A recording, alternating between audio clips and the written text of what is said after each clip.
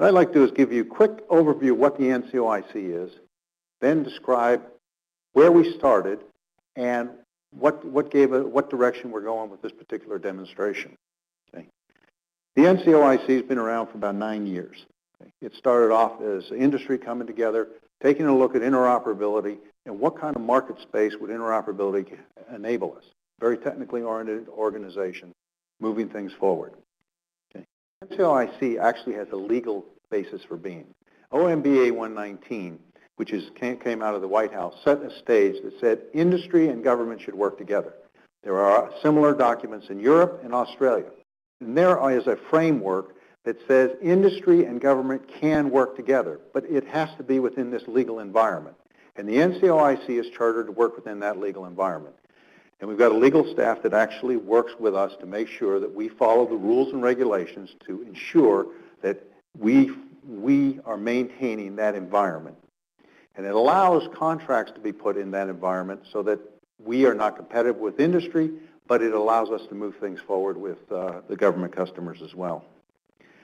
Now, these are a lot more details in the legal environment, but one of the things I wanted to highlight that OMBA 119 not only encourages, but it actually directs government agencies to work with industry in this environment. And there are a number of activities that we have to follow to make it work. 3-4 years ago, we started a project called Lab Interoperability. Now, that Lab Interoperability was actually initiated by our advisory council, senior group of advisors, government advisors, and leading industry advisors, that said, if you industry guys are really so smart, can you hook your labs together? And they've actually said, can you hook your battle labs together? The reason I mentioned battle labs is because that was a key phrase that said industry couldn't do it. I actually was working for Boeing at the time, got together with Lockheed and said, you ready to hook our battle labs together? And Lockheed said, there's no way I'm hooking in my intellectual property with your intellectual property. So we kind of dropped it. Advisory council came back and said, guys, if you're really that good, hook them together. So we readdressed it and said, let's look at our labs together, and let's find a process that lowers the time and the capability to make this work. Okay. So we took a business case that said it took 4 companies $1.2 million in a year to make this thing come together. And we said, can we make that faster?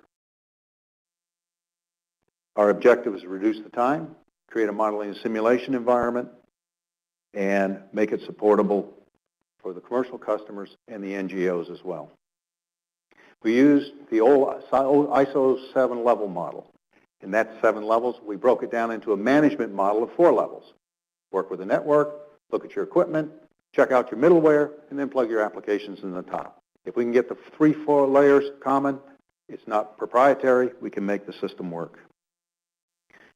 Brought together a number of industry members, and we worked this across the globe. We had to work ITAR issues, which is, international arms transportation issues, which means you can't talk military stuff. We worked the ITAR issues. We worked across 8 companies. We worked across private industry. We kept the intellectual property safe, and we kept within the rules and regulations of the countries.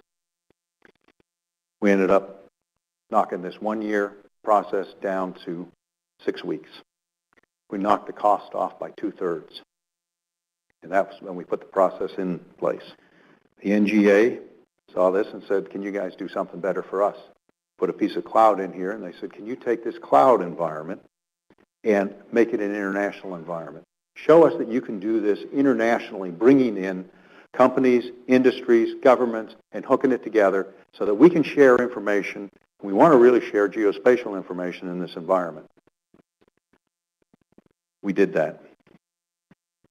And what we're going to present to you today is the objectives that the NGA put forward to us. And that was leverage industry practices, protect the digital geospatial data, manage in a bandwidth challenge environment, ensure the interoperability, enable international collaboration. And I'll put that one up at the top because that really was a big effort there, and facilitate backward compatibility. Now, there's one more piece to this. This demonstration fulfills the operational side of the contract. We're going to end up putting together a process and pattern But another piece of that is we deliver what they call Voice of Industry.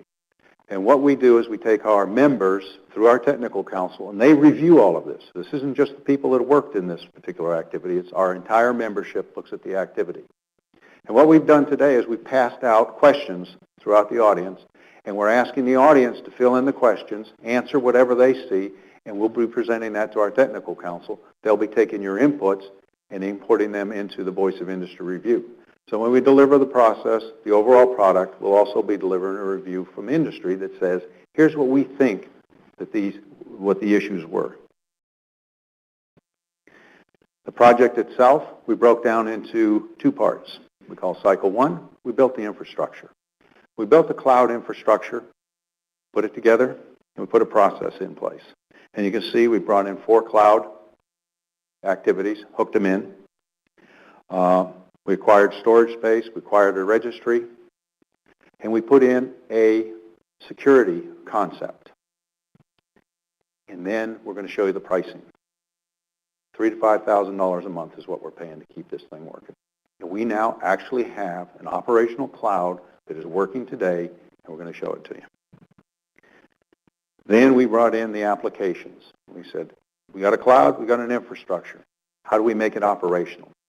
And the way we make it operational is add capability to it. So we bring in the application providers and we plug them into the environment.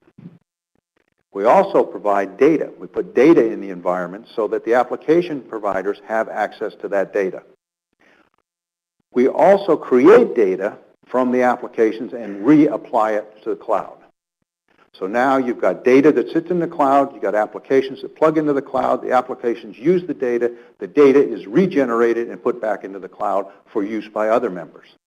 However, remember, this is international in scope. It is an unclassified cloud allowing classified operations to take place along with proprietary operations to take place.